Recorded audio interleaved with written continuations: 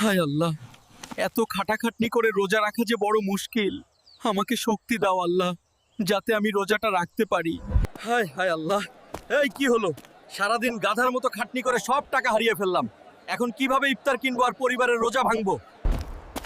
বাবা, খিদা লাগছে। ইফতার কোথায়?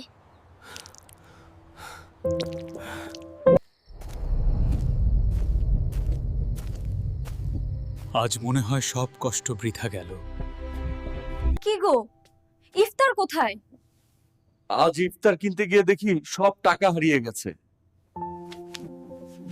হাল্ক ভাই, আপনি আমার দোকানে আপনার টাকার ব্যাগটা ফেলে গিয়েছিলেন।